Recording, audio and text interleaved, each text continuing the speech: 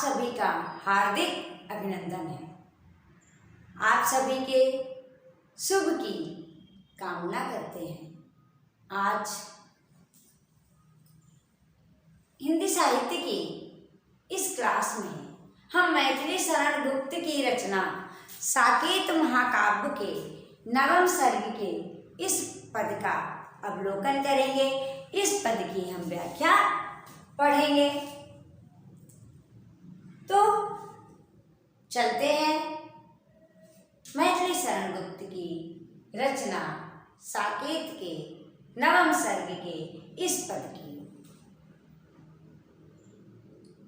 पद विरह संग अभिसार भी, भार जहां आभार भी। मैं पिंजड़े में पड़ी हूँ किंतु खुला है द्वार भी। काल कठिन क्यों न हो किंतु है मेरे लिए उदार भी। जहां विरह ने गार दिया है किया वहां उपकार भी। सुध बुध हर ली किंतु दिया है काल ज्ञान विचार भी। जना दिया है उसने मुझको जन जीवन है भार भी। और मरण वह बन जाता है कभी हिये का हार भी। जाना मैंने इस उर में थी ज्वाला जलधार भी। प्रिय ही नहीं यहाँ मैं भी थी और एक संसार भी। ये पद है। तो संदर्भ और प्रसंग व्याख्या से पहले हम कुछ शब्दों का अर्थ देख लें। अभिसार माने मिलने की इच्छा। आभार प्रकट करना, धन्यवाद यानी हम आपके आभारी हैं कि आपने हमारा सहयोग किया। तो आभार सब जानते हैं। पिंजरा शब्द यहाँ घर के लिए प्रयोग हुआ है। काल समय और काल मृत्यु को भी कहते हैं, तो लेकिन यहाँ पर काल समय के लिए आया है। गार माने मार देना, मार दिया है, घायल कर दिया है। सुध बुध माने सोचने समझने की शक्ति। काल माने समय, ज्ञान अच्छे और बुरे का ज्ञान कराएगा, समय की पहचान कराएगा।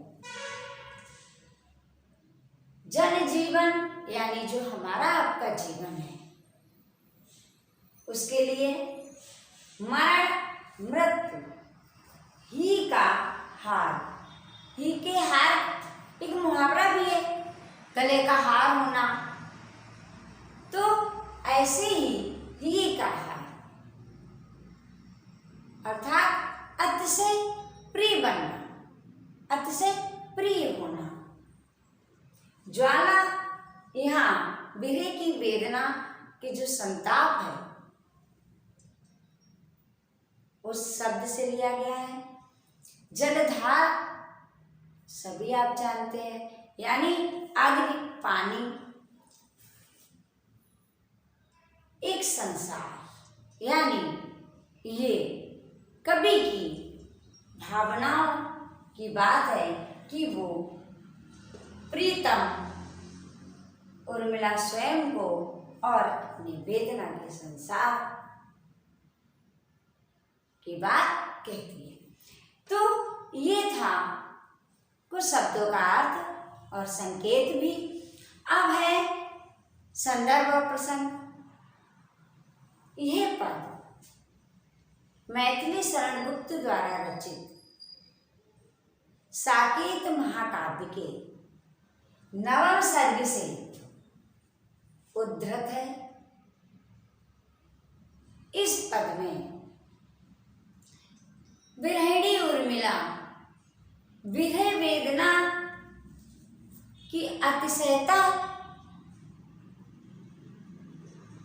से अपनी सखी से कहती है, विरह वेदना से व्याकुल विरहिणी उर्मिला अपनी सखी से, प्रीतम से अभिसार की लालसा प्रकट करती है।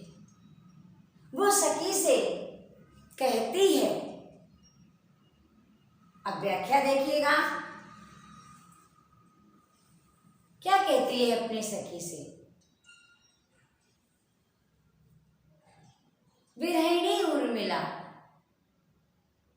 कहती है, विरह संग अभिसार की, विरह व्यथा से, वेदना की अतिशयता से, प्रीतम से अभिसार की लालसा मैं पूरी करना चाहती हूँ। मैं अपने प्रीतम से मिलना चाहती हूँ।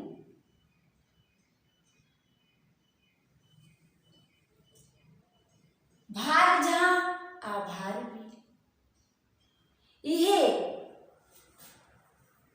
वेदना जहां मुझे भार स्वरूप लग रही है, वहीं इसका मैं आभार प्रकट करती हूँ। जहां मुझे ये वेदना भार स्वरूप लग रही है, किंतु इसकी मैं आभारी भी हूं। मैं इसका आभार प्रकट करती हूं। मैं पिंजड़े में पड़ी हूं। मैं घर रूपी पिंजड़े में पड़ी हूं। अपनी व्यवस्था व्यक्त कर रही है उर्मिला, यानी मिलना चाहती है लेकिन मिलने जा नहीं सकती। तो कैसे बात करती है, कैसे कहती है वो, मैं घर रूपी पिंजड़े में पड़ी हूँ। ऐसे पिंजड़े में पड़ी हूँ जिसका द्वार खुला हुआ है। देखिएगा हम कैसे लिखेंगे। सखी से वो क्या कहती है, विरहिणी उर्मिला विरह व्यथा से, विरहिणी उर्मिला विरह व्यथा की वेदना से, वेदना की अतिशयता से व्याकुल है। वो प्रीतम से अभिसार की लालसा पूरी करना चाहती है, मिलना चाहती है प्रीतम से।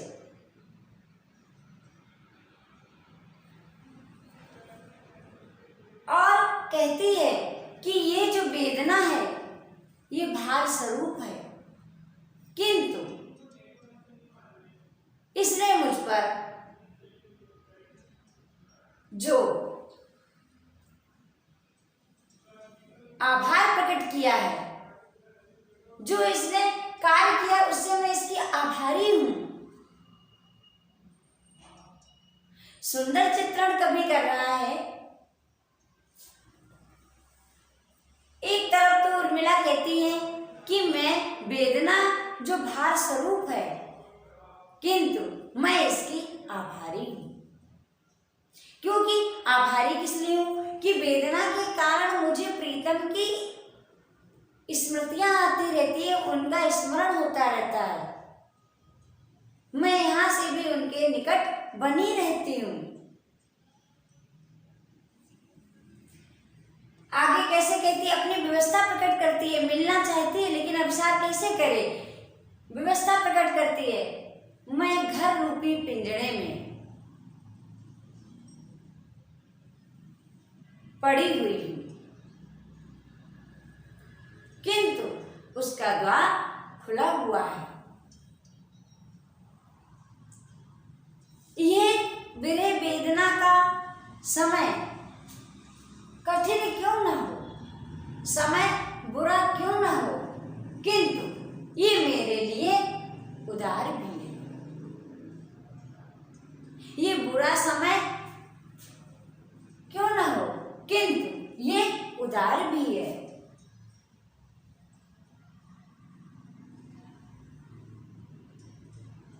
इसने अपनी उदारता दिखाई है। ये मेरे लिए उदार है क्योंकि मुझे इसके कारण ही अपने प्रीतम की स्मृति होती रहती है। आगे कहती है उर्मिला, जहां विरह ने गार दिया है, जहां इस विरह ने मुझे मार दिया है, मुझे घायल कर दिया है, वहीं इसने मेरे ऊपर उपकार भी किया है। क्या उपकार किया है? इसने मेरे ऊपर उपकार किया है।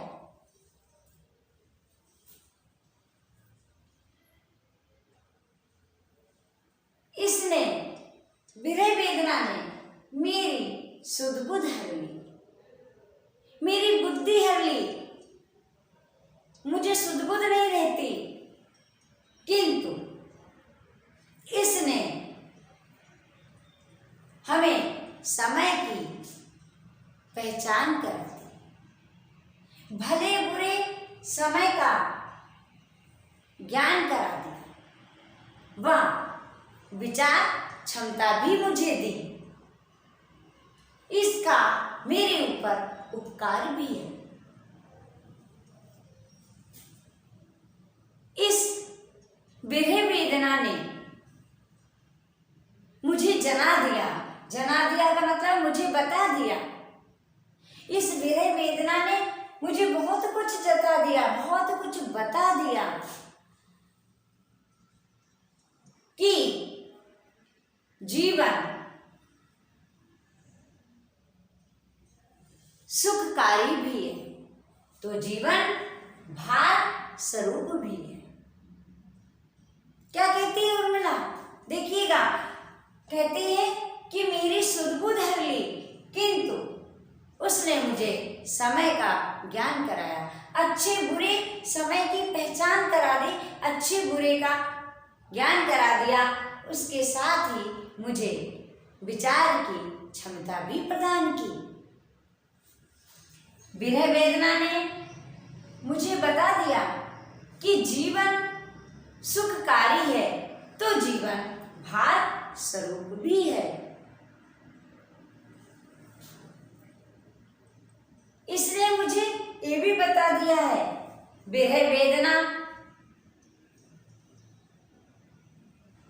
मरण भी है, विरह वेदना से मरण भी हो सकता है, किंतु कभी ये अतिशय प्रिय भी बन जाता है। विरह वेदना का जो समय है वो मरण भी बन जाता है, और ये विरह वेदना मेरे लिए मरण भी हो सकती है। विरह वेदना का ये समय मरण भी बन सकता है, कभी ये अतिशय प्रिय भी बन जाता है।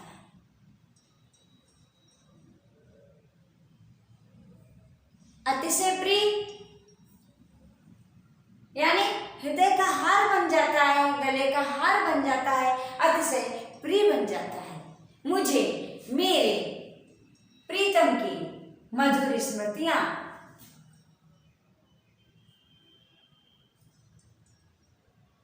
आती रहती हैं। तो इस विरह ने मुझ पर उपकार किया, इसने मुझे ज्ञान कराया।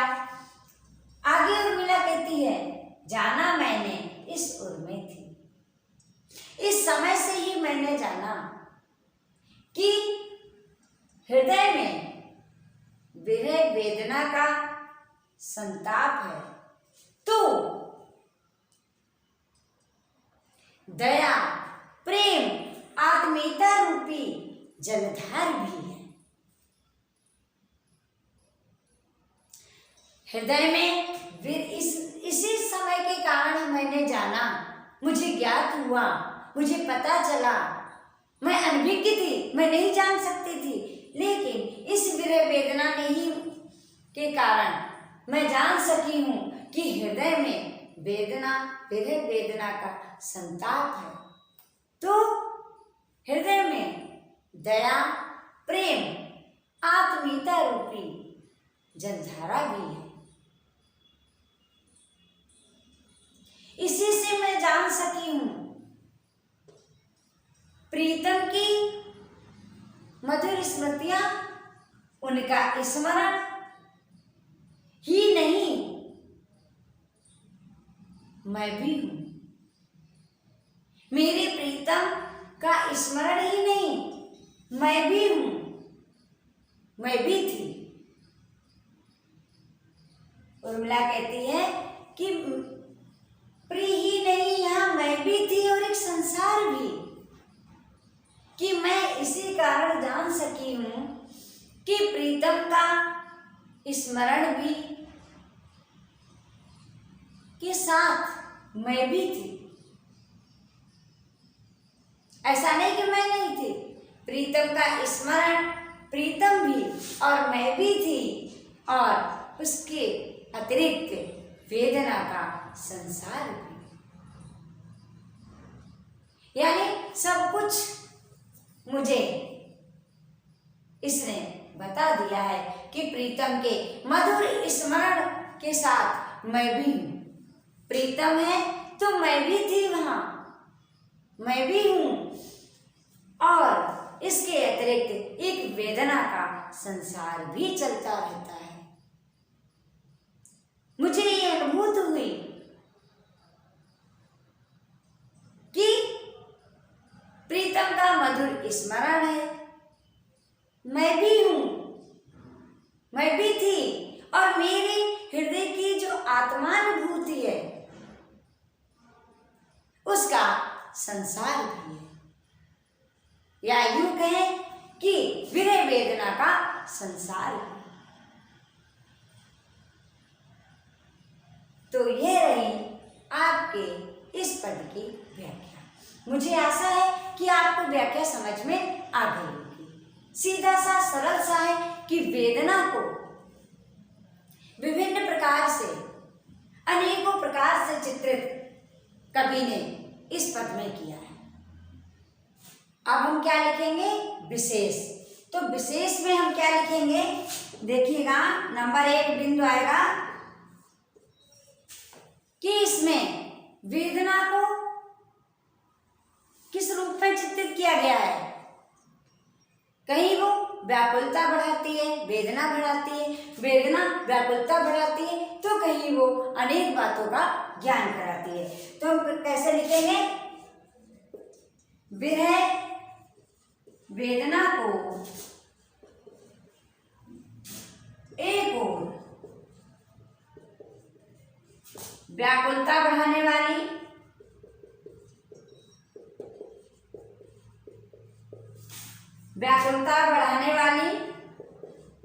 तथा दूसरी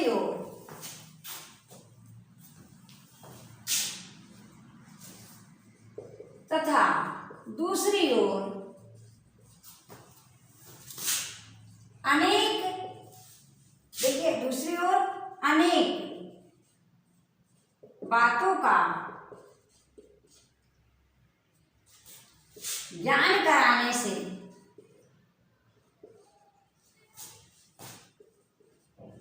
उपकार करने वाली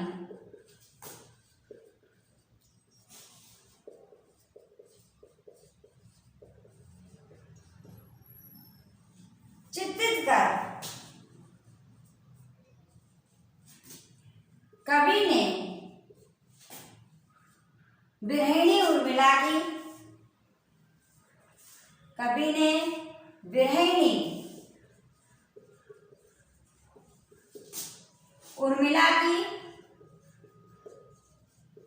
मनोदशा की व्यंजना की है। कहने का भाव है कि विरह वेदना को एक ओर व्याकुलता बढ़ाने वाली तो दूसरी ओर अनेक बातों का ज्ञान कराने से उपकार करने वाली चित्रित कर कवि ने विरहिणी उर्मिला की मनोदशा की व्यंजना की है। तो अब नंबर 2 बिंदु क्या आएगा विशेष का? अलंकार। तो अलंकार में आप देखिएगा सीधा सीधा पंक्तियों में अनुप्रास अलंकार है, अनुप्रास अलंकार। तो दूसरे नंबर पर है रूपक अलंकार। मैं घर रूपी पिंजड़े, अतिशय दया प्रेम, अतिशय नहीं, आत्मीयता, दया प्रेम आत्मीयता रूपी जलधार भी है। तो यहाँ पर रूपक अलंकार। तो तीसरा है उल्लेख अलंकार। अब हम उल्लेख अलंकार आपको बताएंगे किसे कहते हैं। उल्लेख अलंकार हम कैसे पहचानते हैं। उल्लेख अलंकार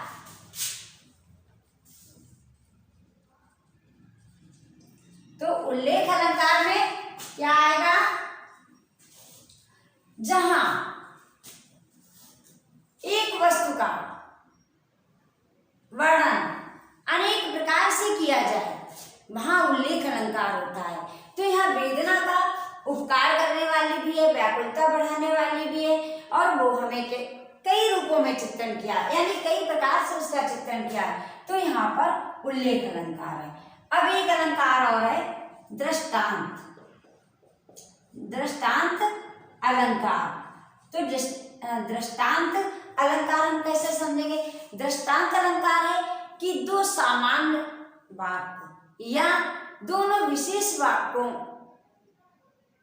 में बिंब और प्रतिबिंब भाव हो, वहां पर दृष्टांत अलंकार होता है। कहने की बात है कि उपमेय रूप में कही गई बात से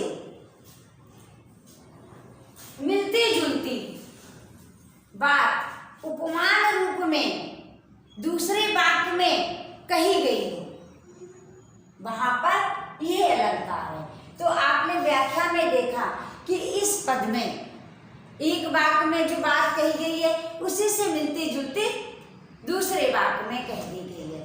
तो इस तरीके से दृष्टांत अलंकार है। अब एक अलंकार और है काव्य लिंग। काव्य लिंग की कई बार परिभाषा आपको बता चुके हैं। काव्य लिंग अलंकार जहां कारण सहित कथन प्रतिपादित किया जाए वहां पर काव्य लिंग अलंकार होता है।